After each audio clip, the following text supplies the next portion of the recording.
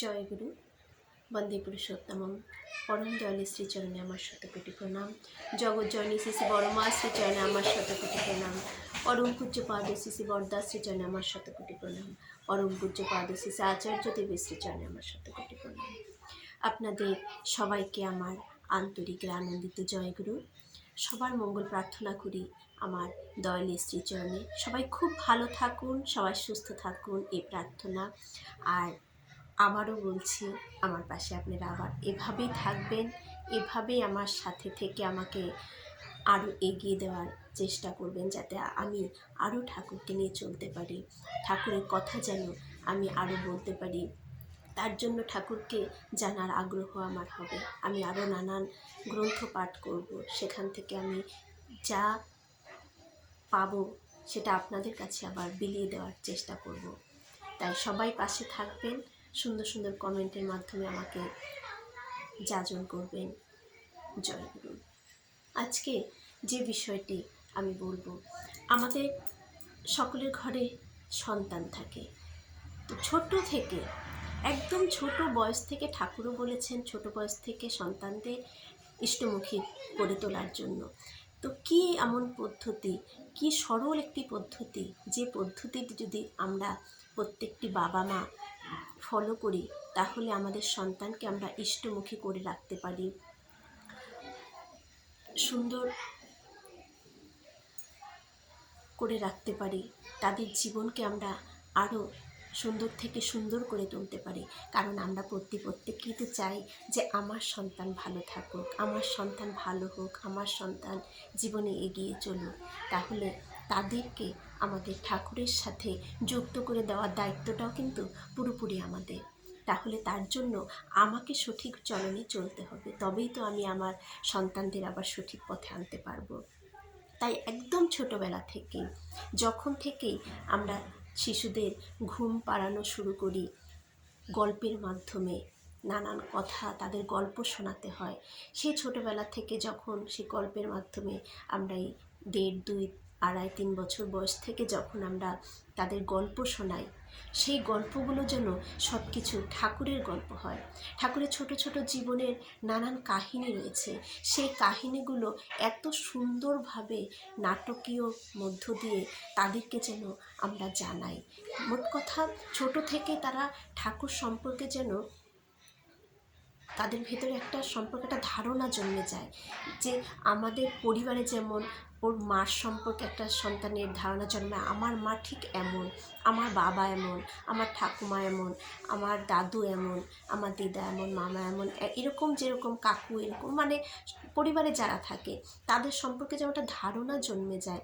বা এই গাছটা এইরকম, এই গাছে এই ফলটা হয়, তাহলে কি তাদের সেই এগুলো থেকে তাহলে ঠাকুরকেও তাদের ভেতরে সেই ধারণা জন্মাতে হবে যে ঠাকুর কে, ঠাকুর কেমন, ঠাকুরের জীবনটা কী।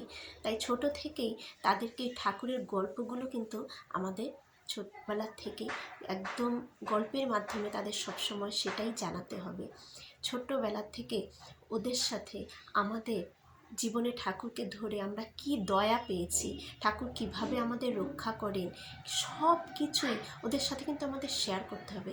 জানিস ঠাকুর আছে বলে আমরা এটার থেকে বেঁচে গেলাম, এটা আমাদের হলো, এইটা রক্ষা হলো, এটার জন্যই আমরা এত ভালো আছি, বা এত ভালোবাসা যে আমাদের মধ্যে, তা আজকে ঠাকুরকে ধরার জন্যই কিন্তু আমাদের ভিতরে এত ভালোবাসা রয়েছে, নইলে নয়। এই জিনিসগুলো ওদের ভেতরে কিন্তু সব সময় বলতে হবে।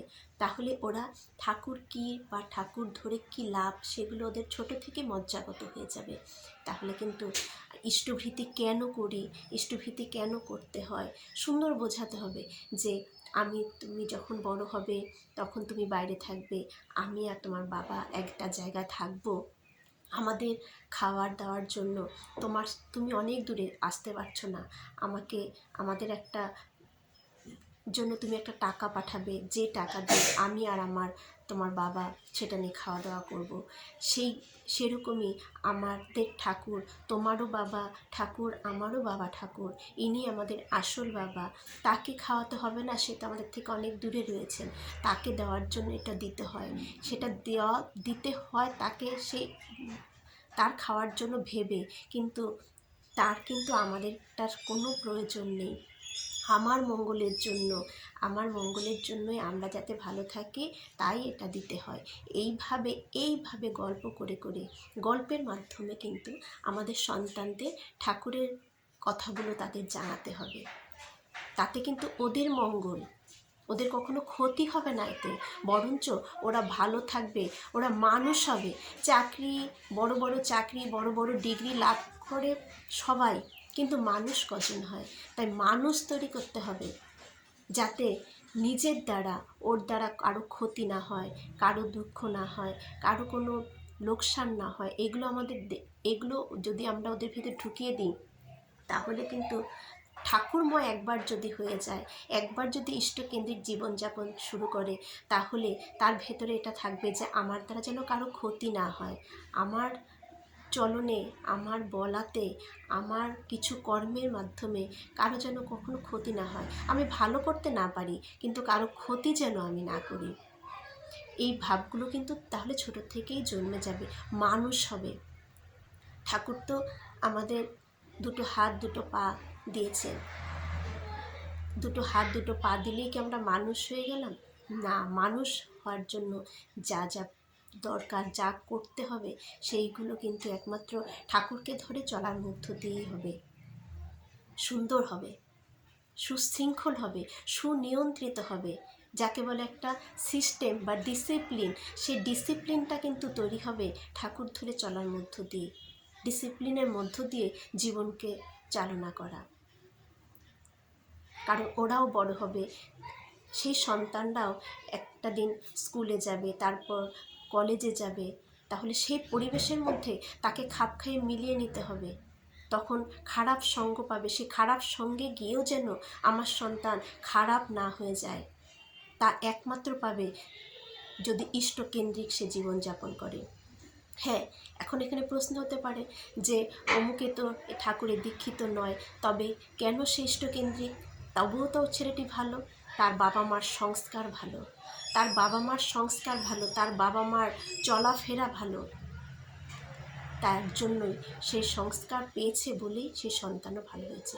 সবাই আসুন আমাদের সন্তানকে সুপথে নিয়ে যাই, তারা যেন ভালো থাকে। জয় গুরু, বন্দে পুরুষোত্তম।